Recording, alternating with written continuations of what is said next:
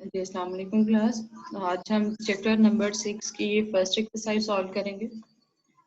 Exercise 6.1 से start करते हैं। Given a continuous uniform distribution show that mu a plus b divided by 2 and sigma square means that variance is equals to b minus a whole square divided by 12।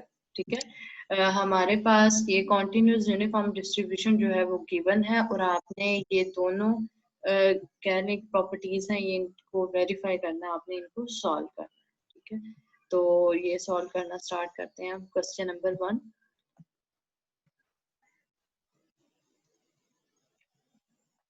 आपने find out करना है mu is equals to a plus B divided by 2। ठीक है, ये चीज आपने find out करनी है। अब इसको हम सॉल्व करते हैं कि हम सॉल्व कैसे करेंगे। बाय डेफिनेशन आपने लेना है, बाय डेफिनेशन फंक्शन जो है वो आपका किसके इक्वल है, F of x. F of x आपके पास गिवन स्टेटमेंट में हमने क्वेश्चन स्टार्ट करने से पहले इसकी डेफिनेशन रीड आउट की थी, बी माइनस ए। ठीक है, और इसके लिमिट क्या थी हमारी, ए से लेकर एज अ जर्नल बताई थी बी तक। इस फॉर्म में, इनइक्वालिटी के फॉर्म में, कॉन्टिन्यूस रैंडम वेरिएबल में आपके पास लिमिट्स गिवन होंगी। ठीक है, अब आपने डेफिनेशन को अप्लाई करते हुए इसको सॉल्व करना है। अब म्यू किसके इक्वल है, हमारे पास लिमिट जो है वो ए से लेकर बी तक है। फंक्शन हमारा क्या है, 1/b माइनस ए। ठीक है, साथ में आपका क्या आता है इधर डॉट एक्स और इंटीग्रेशन का डी ऑफ एक्स। ये चीज आपने लिख ली। अब आपने यहाँ पे इंटीग्रेशन को रूट को अप्लाई करते हुए इसको सॉल्व करना है। 1/b माइनस ए कॉन्स्टेंट है, इसको बाहर निकाल लेंगे, b माइनस ए, और इंटीग्रेशन लगा देंगे जी a टू b तक, a से लेकर b तक, और साथ में अंदर क्या रह जाएगा, सिर्फ x और dx। ठीक है, अब इसको नेक्स्ट आगे सॉल्व करते हैं।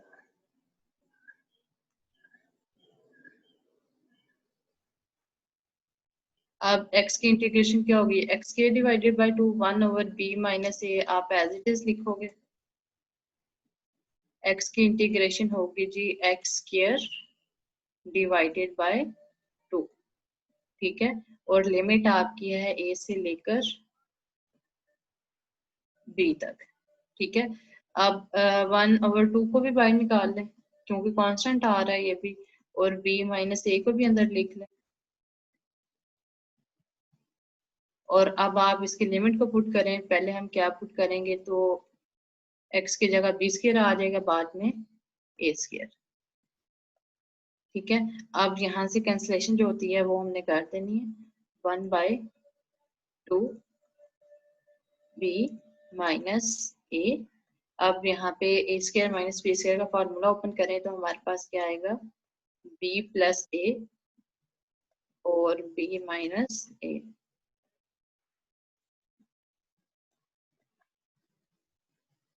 ठीक हो गया। अब यहाँ से आपके पास b माइनस ए कैंसिल होता है, इसको कैंसिल कर देंगे। b प्लस ए को अरेंज करके लिखें तो आप इसको क्या लिख सकते हो, a plus B divided by 2।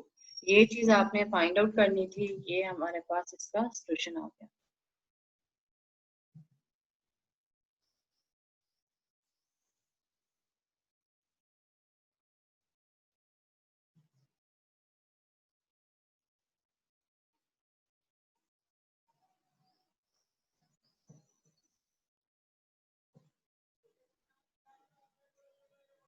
ये आप नोट भी कर सकते हैं, इसका स्क्रीनशॉट भी ले सकते हैं, फिर हम इसका सेकंड पार्ट सॉल्व करेंगे। आई थिंक ये आपको क्लियर हो गया होगा। ये मैं अब रेज कर रही हूँ। अब नेक्स्ट क्वेश्चन जो है वो हम लोग सॉल्व करेंगे। अच्छा जी, नेक्स्ट हमने सिग्मा स्केयर फाइंड आउट करना है। सिग्मा स्केयर फाइंड आउट करने के लिए आपने वेरिएंस का फार्मूला अप्लाई करना है। हमने वेरिएंस का फार्मूला पढ़ा था, जो वो क्या था हमारे पास, expected X square minus expected value of X. ठीक है, ये हमारे पास था, और इसका था होल स्केयर। ये चीज अब हमने फाइंड आउट करनी है। एक्सपेक्टेड वैल्यू ऑफ एक्स वो किसके इक्वल है, न्यू के इक्वल ही है, और वो अभी हम स्टार्ट में जो अभी हमने सॉल्व किया a plus B divided by 2 वो सॉल्व कर चुके हैं। अब हम सेकेंड ये चीज फाइंड आउट कर लेंगे, expected value of x square. इसको हम न्यू के लिए इक्वल लिख सकते हैं, तो जहां पे भी आपका एक्स है वहां पे आप क्या कर दोगे, एक्स स्क्वायर कर दोगे। Expected value of x square किसके इक्वल होगा, इंटीग्रेशन ए से बी तक, और जो आपने पहले x लिया था उसकी जगह क्या आ जाएगा, X square divided by B minus A, according to formula हमारे पास जो भी था, बी माइनस ए और साथ में dx। ठीक है, अब 1 ओवर बी माइनस ए आपका कांस्टेंट है, बाहर निकाल दें, और बाकी एक्स के इंटीग्रेशन आप करोगे तो क्या आएगा, एक्स क्यूब डिवाइडेड बाय 3, और साथ में इंटीग्रेशन ए से लेकर बी तक। ठीक है, अब जब ए से लेकर बी तक आपने इसके इंटीग्रेशन को सॉल्व किया तो 1/3 भी बाहर आ जाएगा, और बी माइनस ए भी आप बाहर ही लिखोगे, अंदर क्या आ जाएगा, बी क्यूब माइनस ए क्यूब। ठीक है, अब ये चीज आपने फाइंड आउट कर ली। अब हम क्या करेंगे, इसको फॉर्मूले में पुट कर देंगे।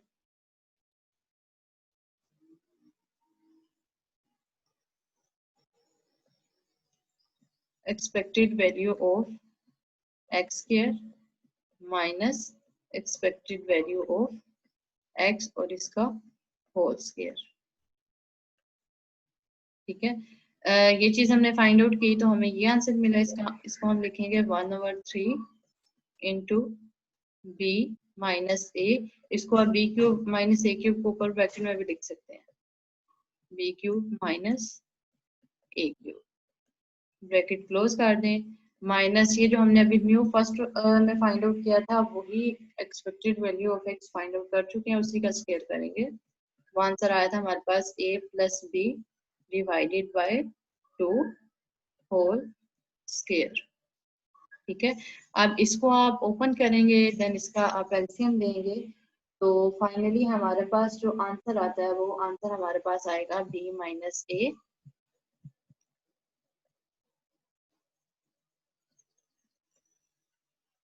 Whole cube square sorry divided by 2।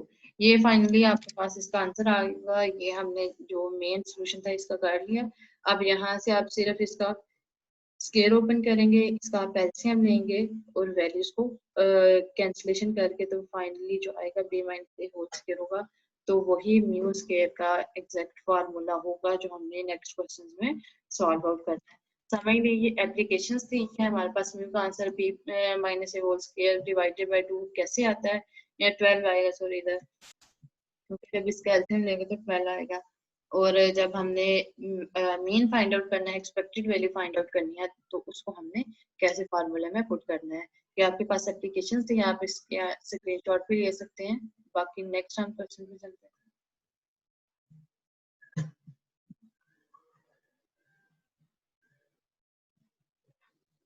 अच्छा जी, फर्स्ट क्वेश्चन जो है वो हमारा सॉल्व हो चुका है। बाकी नेक्स्ट 6.2 क्वेश्चन है। Suppose x follows a continuous uniform distribution from 1 to 5।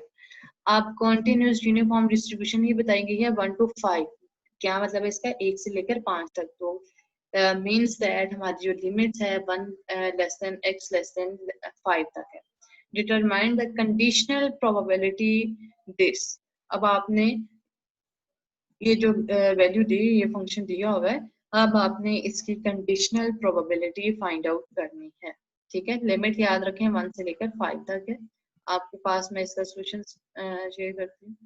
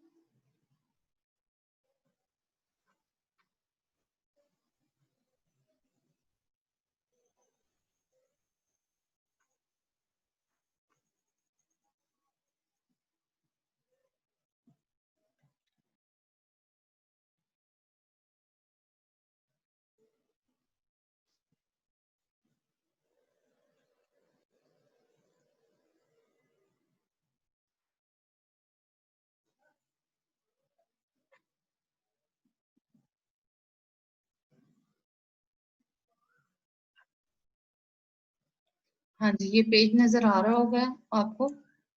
इसका सोल्यूशन देखते हैं हम। हमारे पास जो कंडीशन है वो क्या है, 1 से लेकर 5 तक है। फर्स्ट ऑफ ऑल हमने इसका फंक्शन फाइंड आउट करना है कि फंक्शन के अंदर जो वैल्यू है वो हमारे पास कहाँ से आएगी। ठीक है, तो फंक्शन में वैल्यू जो फाइंड आउट करने का मेथड क्या था, हमने 1/b माइनस ए का फॉर्मूला पढ़ा था। तो वही फार्मूला लगाएंगे। फर्स्ट वैल्यू जो है वो ए को शो करती है और सेकंड वैल्यू जो है वो आपकी बी को शो करती है। ये ए को शो करती है और ये बी को। 1/b माइनस ए की तो हमारे पास फाइनली इसका क्या आंसर आता है, 1/4। अब फंक्शन 1/4 पे आपने क्या लिमिट लेनी है, 1 से लेकर 5 तक। अदरवाइज जो भी फंक्शन होगा उस पे इसका आंसर क्या होगा, 0। ठीक है, अब कंडीशनल प्रोबेबिलिटी को फाइंड आउट करने का पहले हमारा जो प्रोसेस है, हमने उसको फॉर्मूले के अकॉर्डिंग ओपन करना है। तो कंडीशनल प्रोबेबिलिटी का फार्मूला क्या था, हमने पढ़ा था बी कंडीशनल प्रोबेबिलिटी ए। तो उसको कैसे लिखा था, probability of A intersection B, A intersection B लिखा था और डिवाइडेड बाय जो सेकंड पे वैल्यू आती है प्रोबेबिलिटी ऑफ दिस नंबर। ठीक है, ये हमने इसका फॉर्मूला देखा था। अब यहाँ पे भी सबसे पहले आप अकॉर्डिंग टू फॉर्मूला चलेंगे, ये चीज लिखोगे और देन आप यहाँ पे इसकी वैल्यूज को पुट करेंगे। ठीक है, वो चीज हमने लिख ली। अब प्रोबेबिलिटी दोनों का इंटरसेक्शन करेंगे तो एक ही वैल्यू आती है, दोनों में कॉमन नहीं है, उसको हम इसी तरीके से लिख लेंगे इनइक्वालिटी की फॉर्म में। अब दोनों की अलग-अलग आपने प्रोबेबिलिटी फाइंड आउट करनी है। फर्स्ट पहले हम अपर न्यूमिनेटर की कर लेते हैं, 2.5 टू 4 तक। अब लिमिट जो है वो 2.5 से लेकर 4 तक है। साथ में फंक्शन क्या है, एफ ऑफ एक्स। फंक्शन आपके पास एफ ऑफ एक्स कितना है, 1/4। अब 1/4 को आप यहाँ पे इंटीग्रेशन के रूल से सॉल्व करेंगे। 1/4 आपका कांस्टेंट है, 1/4 को बाहर ले लिया और बाद में अंदर क्या आता है, 1 का इंटीग्रेशन x हो जाएगा। 4 2.5 और 4 जो है इसकी लिमिट आ जाएगी। ठीक है, अब 4 माइनस 2.5 आ गया, इसको हम माइनस करेंगे तो आंसर क्या आता है, 0.375। एक वैल्यू फाइंड आउट कर दी। सेकेंड इनइक्वालिटी फाइंड आउट करेंगे तो 1 से लेकर 4 तक, क्योंकि पॉजिटिव है इसमें नेगेटिव वैल्यूज नहीं होंगी कॉन्टिन्यूस में। तो 1/4 जो भी आपका फंक्शन है वो लिखा और लिमिट 1 से लेकर 4 तक। अंदर इंटीग्रेशन जब की तो कांस्टेंट का x आ गया और बाकी जो है इसकी लिमिट 1 से लेकर 4 तक होगी। ठीक है, लिमिट पुट करेंगे 4 माइनस 1 तो आंसर क्या आ जाएगा, 0.75।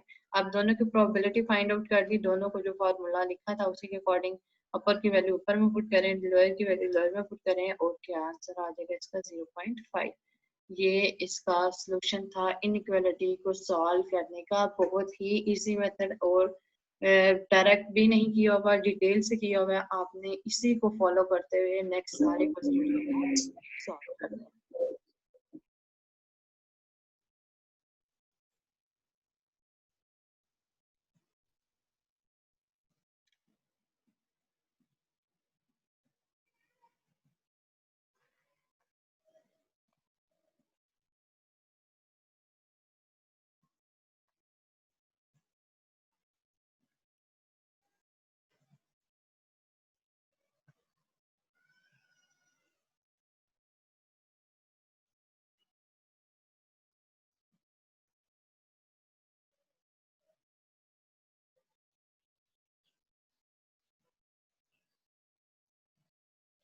तो जी सेकंड क्वेश्चन था, नेक्स्ट थर्ड देखते हैं। The daily amount of coffee in liters dispensed by a machine located in an airport lobby in a random variable x having a continuous uniform distribution with a is equals to 7 and b is equals to 10. Find the probability that on a given day the amount of coffee dispensed by this machine will be at most 8.8 liters and more than 7.4 liters but less than 9.5 liters. Last है at least 8.5 liters. अब देखिए ये जो inequality वाला आपने अभी question solve किया है एज इट इज ये वही क्वेश्चन है। ठीक है, लिमिट जो है वो आपकी ए की 7 है और बी की 10 है और आपको पता है लिमिट जो है वो हमने कैसे लिखी थी, A less than B less than C. तो आप इसको कैसे लिख सकते हो, 7 less than x less than 10। ठीक है, ये आपकी लिमिट होगी। फंक्शन आपने जो फाइंड आउट करना है, फंक्शन आपने 1/b माइनस 8, तो 10 माइनस 7 करेंगे तो फंक्शन की वैल्यू क्या आ जाएगी, 1/3। 1/3 की आपकी ये वैल्यू आ जाएगी। बाकी आपने 3 कंडीशंस इसमें फाइंड आउट करनी है। फर्स्ट है एट मोस्ट 8.8 लीटर्स। अब एट मोस्ट की बात की जा रही है तो क्या मतलब है, एक तो इक्वल का साइन भी आना है अंदर, ठीक है। और दूसरा आप इसको कैसे लिखोगे, आप लिखोगे probability x less than and equals to 8.8 litre, ठीक है। ये आपने फर्स्ट इनइक्वालिटी सॉल्व करनी है। सेकंड है मोर देन 7.4 कि 7.4 से ज्यादा एंड 9.5 से लेस। 7.4 से ज्यादा होगी तो अब जब एटमोस्ट की बात होती है तो उसका मतलब है कि थोड़ी थोड़ी मतलब उसके अकॉर्डिंग अप्रोक्सीमेटली उसके इक्वल ही है, तो इस वजह से इक्वल का साइन भी आएगा। लेकिन यहाँ पे क्लियरली बता दिया कि मोर देन 7.5, तो 7.4 से बड़ी वैल्यू, ठीक है।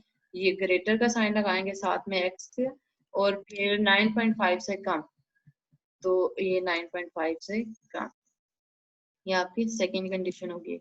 लास्ट कंडीशन है एटलीस्ट 8.5 लीटर।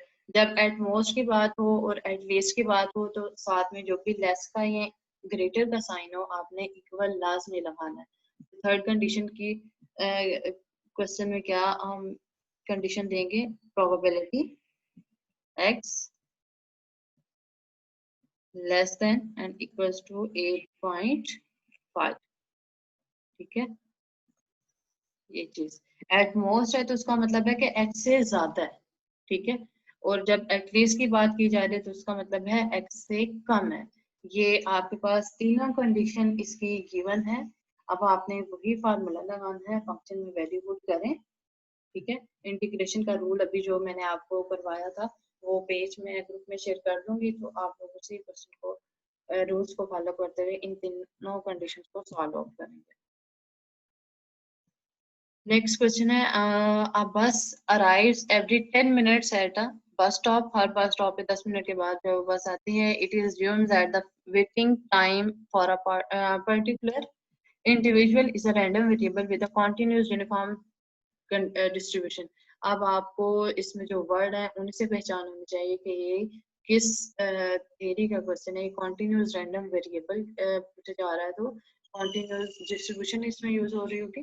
फर्स्ट क्या फाइंड आउट करेंगे, what is the probability that the individual waits more than 7 minutes. 7 minute से ज्यादा की बात की जा रही है तो क्या मतलब है, इसकी हम जो प्रोबेबिलिटी में कंडीशन लगाएंगे वो मोर देन एक्स से लगाएंगे, ठीक है।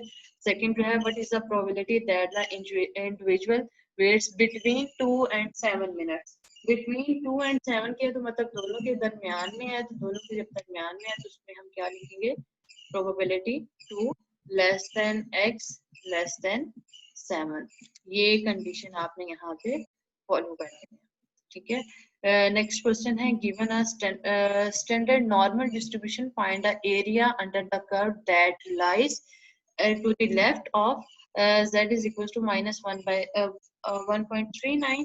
अब यहाँ पे स्टैंडर्ड नॉर्मल डिस्ट्रीब्यूशन की बात की जा रही है। ऊपर हमने सिर्फ यूनिफॉर्म कंडीशंस को चेक किया था, लेकिन यहाँ पे जो नॉर्मल डिस्ट्रीब्यूशन को हमने पढ़ा है वो हम देखेंगे, ठीक है।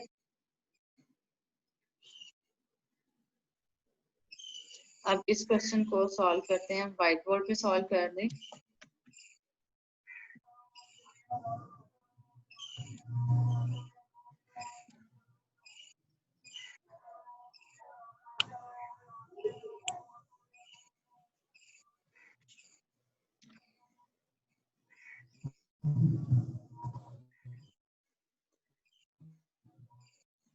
अच्छा जी, उस मैंने आज से प्रीवियस लेक्चर में आपको कुछ डायग्राम्स बना के दिखाई थी, तो उनके अकॉर्डिंग आपने नॉर्मल फाइंड आउट करना। अच्छा जी, मिड वाली जो लाइन होती है वो आपके पास किसकी होती है, म्यू की होती है, ठीक है। इस साइड पे जो वैल्यूज जितनी भी आती हैं वो z प्लस म्यू की आती हैं, और इस साइड पे जितनी भी आती हैं वो z माइनस म्यू की आती है। तो आपने इसमें ये वाली चीज फाइंड आउट करनी है, ये एरिया सॉल्व करना है, ये डायग्राम जो है इसको चेक कर लें।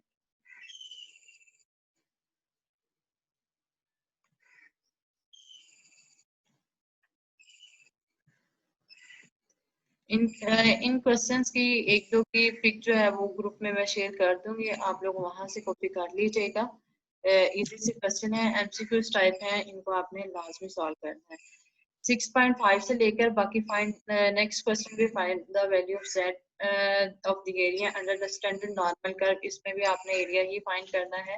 नेक्स्ट 6.7 क्वेश्चन है, तो उसमें भी स्टैंडर्ड नॉर्मल डिस्ट्रीब्यूशन आप फाइंड आउट करोगे। वैल्यू आपने जो फाइंड करनी है वो है probability z greater than and equals to k आपने लेनी है, ठीक है, ये चीज लेनी है। और इसके लिए जो एक टेबल है वो आपके पास इस बुक के लास्ट पे टेबल है, लास्ट वाले चैप्टर पे टेबल है, वो आपने चेक करना है। क्वेश्चन मैं आपको सेंड करूंगी, बट टेबल की वैल्यू जो है वो आप इधर से चेक करेंगे, लास्ट पे अपेंडिक्स ए स्टैटिस्टिकल टेबल जो दिया हुआ है, ठीक है, ये टेबल्स आपके पास गिवन है।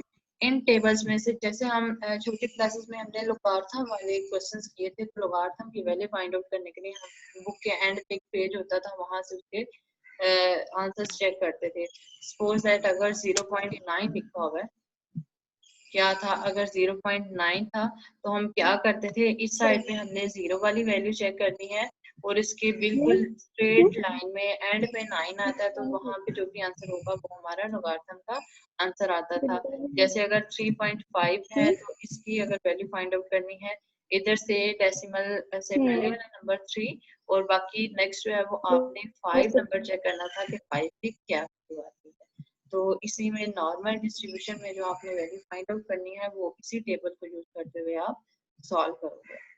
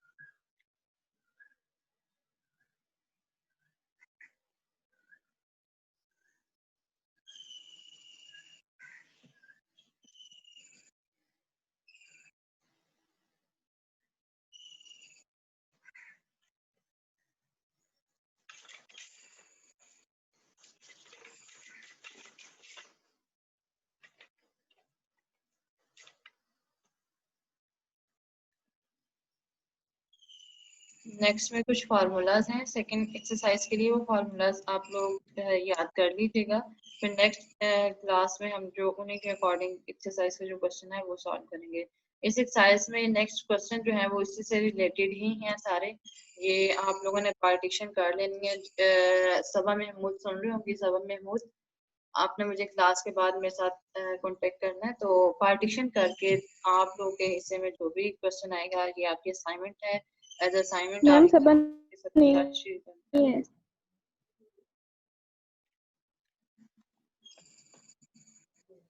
हाँ जी, आवाज नहीं आ रही क्लियर? मैम आ रही है, मैं कह रही थी कि सबा नहीं है इधर। अच्छा चले, मैं फिर खुद करके तो आप लोग के साथ शेयर कर दूंगी। ये टेबल जो मैंने अभी आप लोग को जी दिखाया मैम। समझ आइए, लास्ट पे बुक के लास्ट पे बिल्कुल है, वो आपने टेबल देखना है।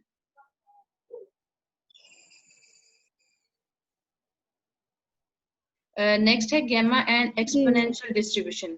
गैमा एंड एक्सपोनेंशियल डिस्ट्रीब्यूशन क्या होता है, ये आपके पास जो डेफिनेशन में नोटेशन है ना, ये वाली, ये गैमा की नोटेशन है। कह लें कि ये जो उल्टा एल लिखा हुआ है ना, ये गैमा की नोटेशन है, गैमा फंक्शन को शो करता है। तो गैमा फंक्शन को डिफाइन करने के लिए कॉन्टिन्यूअस रैंडम वेरिएबल में जो आपने डेफिनेशन लगानी है, integration 0 to infinity x power alpha -1 and exponential power -x and dx। आपकी लिमिट इसमें डेफिनेशन में ही फिक्स है, 0 से लेकर इंफिनिटी तक लेनी है। गैमा के लिए जो फंक्शन यूज करना है वो आपने ये वाला यूज करना है, ठीक है। नेक्स्ट गैमा डिस्ट्रीब्यूशन के लिए जो फंक्शन आपके पास होगा, अब देखिए इसमें हम कॉन्टिन्यूस को डिस्कस कर रहे हैं, तो पूरे चैप्टर में जितने भी फंक्शन गिवन होंगे वो सारे लिमिट्स के फॉर्म में गिवन होंगे, और लिमिट्स ब्रेक करके भी किसी में हो सकता है, किसी में लिमिट फिक्स भी हो सकती है, और इस फॉर्म में क्वेश्चन गिवन होगा। ठीक है, लिमिट किसी की दी होगी, किसी अगर नहीं दी तो अदरवाइज जीरो का साइन होगा। इस तरीके से सारे ये कंडीशंस जो है वो बताई जाएंगी। तो गैमा डिस्ट्रीब्यूशन आपके पास जो क्वेश्चन होगा वो इस फॉर्म में होगा, 1 beta power alpha gamma alpha and x power alpha minus 1 exponential of minus x divided by beta. ठीक है, ये आपने एक्सपोनेंशियल के यूज करना है। अब जाहिर सी बात है, दो फंक्शन है, तो स्टेट्स में हम लोग डिस्कस कर रहे हैं, तो हम वहाँ पे मीन की बात भी करते हैं, वेरिएंस की बात भी करते हैं। तो मीन जो आपने फाइंड आउट करना है गैमा के लिए, वो आपने ये फॉर्मूला अप्लाई करना है, mu is equals to alpha beta and alpha sigma square is equals to alpha beta square. यहाँ पे सिर्फ बीटा के ऊपर स्क्वायर है, अल्फा का आपने स्क्वायर नहीं लेना। नेक्स्ट हम अगर फर्दर बात करें एक्सपोनेंशियल डिस्ट्रीब्यूशन की, तो एक्सपोनेंशियल डिस्ट्रीब्यूशन में म्यू फाइंड आउट करने के लिए आपने किसकी वैल्यू लेके आनी है, बीटा की, एंड सिग्मा स्क्वायर किसके इक्वल होना चाहिए, बीटा स्क्वायर के। ठीक है, नेक्स्ट इसमें थोड़ी बहुत एप्लीकेशन हैं, वो मतलब फॉर्मूला को अप्लाई करने के लिए जो एक्सरसाइज में है वो आप कर देंगे, बाकी नहीं करेंगे जो चैप्टर के अंदर। नेक्स्ट है ची स्क्वायर डिस्ट्रीब्यूशन। इसके लिए क्या होगा, द कॉन्टिन्यूस रैंडम वेरिएबल। अब अल्फा की वैल्यू जो है वो आपने v/2 लेनी है एंड बीटा की वैल्यू 2 लेनी है। ये फिक्स है आपके पास, ये रिजल्ट से गिवन है। ये रिजल्ट जो है देखें लिखा है, this result is called the ची स्क्वायर डिस्ट्रीब्यूशन, ची स्क्वायर। तो ये जो इसकी कंडीशंस गिवन है इन्हीं को फॉलो करते हैं, हम इसको ची स्क्वायर डिस्ट्रीब्यूशन कहते हैं। उसका फंक्शन जो है वो आपके पास इस फॉर्म में होगा। ठीक है, हर फंक्शन की कंडीशन आपने याद रखनी है कि इसकी पावर में कौन सी वैल्यू है। अब ये जो v/2 है ये इस डिस्ट्रीब्यूशन को शो करता है। ठीक है, अब इसका जो आपने मीन और वेरिएंस फाइंड आउट करना है, मीन किसके इक्वल होगा, v के इक्वल होगा, और सिग्मा स्क्वायर किसके इक्वल होगा, 2v के इक्वल होगा। ठीक है, गैमा जहाँ पे हम पढ़ते हैं साथ में वहाँ पे बीटा की एप्लीकेशन भी होती है लाजमी। तो बीटा फंक्शन डिफाइन करने के लिए जो इंटीग्रेशन में लिमिट आपकी होगी वो 0 से 1 तक होगी। गैमा में 0 से इंफिनिटी तक थी, लेकिन इसमें 0 से लेकर 1 तक है, और x का वैल्यू जो है वो अल्फा -1 पावर में और 1 - x बीटा -1। इस कंडीशन में क्वेश्चन जो भी आपके पास एक्सरसाइज में होगा उसी को आपने देखे कहना है कि इसमें ये बीटा डिस्ट्रीब्यूशन हुई है, या इसमें गैमा है, या इसमें एक्सपोनेंशियल है।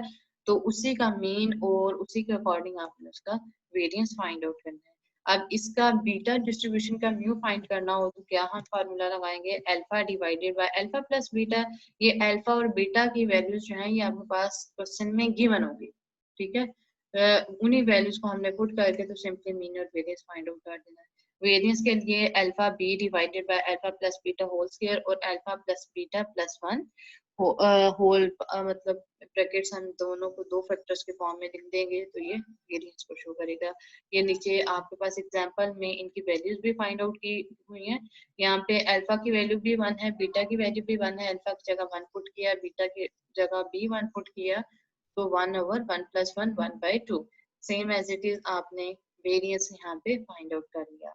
ये सामने आपके पास एक छोटी सी एग्जांपल गिवन है यूनिफॉर्म डिस्ट्रीब्यूशन की।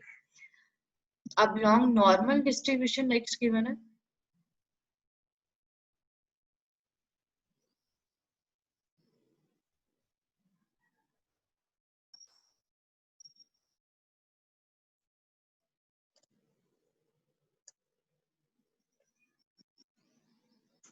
लॉन्ग नॉर्मल डिस्ट्रीब्यूशन गिवन है तो उसके लिए फंक्शन क्या होगा, आप देखें इसका फंक्शन 2 स्क्वायर रूट की फॉर्म में होगा, और साथ में जो ये सिग्मा है ये स्क्वायर रूट के बाहर है।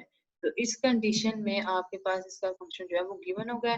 अब exponential power -1 sigma square natural log of x minus mu whole square.